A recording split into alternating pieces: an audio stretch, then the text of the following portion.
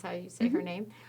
She writes, it's a great question, I think. I struggled to create a concise resume given my longer career history. Okay. Can you talk about how for later stage professionals can push in distilling down to a brief functional format which still reflects their depth and breadth of experience? Okay, so there's a lot in that question, and I love it. Thank you for this wonderful question. And I know this applies to a lot of people who are at later stages in their career and a little bit nervous about how that's going to come across.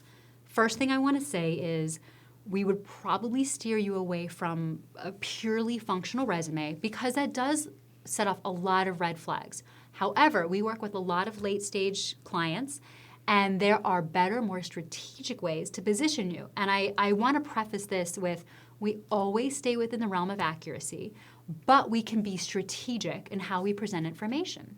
So for someone who's a bit late stage, and this is true for a lot of clients who are more advanced professionals, we want to concentrate on the last 10 to 12, upwards of 15 years. Now, this is different for everybody based on their background and the sort of career history and how we need to just categorize.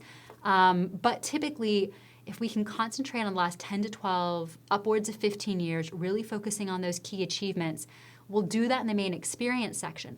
Earlier career history, we will abridge, and we'll put it in a separate section that will allow us the flexibility of actually removing dates because it's in a very separate section.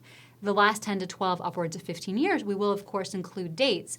But the earlier career history, we want to show that career trajectory. We'll tie in a couple of achievements. We don't actually have to have the dates tied in there. And we probably would not have dates tied into education. So it's very person-specific. We also want to be thoughtful about the whole framework for the document, how we're branding it, how we're making sure that person's coming across before someone gets to achievements. We're also going to want to speak about how we translate that over to LinkedIn, where there is going to be a picture. So we'll talk about LinkedIn a little bit more if we can, but the key thing for those who are a little bit late stage in their careers, and we want to make sure they're coming across as strong and having a vibrant career history, but then we get to the point of, what about a picture of me? I'm going to look a bit older. We want to make sure that we still get across that you are young and vibrant to the extent that we can. And then, of course, still showing that pattern of excellence. It makes a huge difference.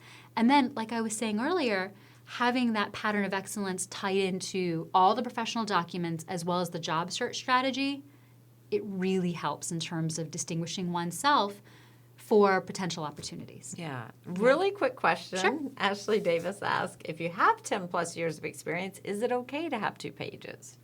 The general rule of thumb, granted we break this all the time, but the general rule of thumb is if you are over the age of 30 and you've been working fairly consistently, you should have enough experience to justify a second page.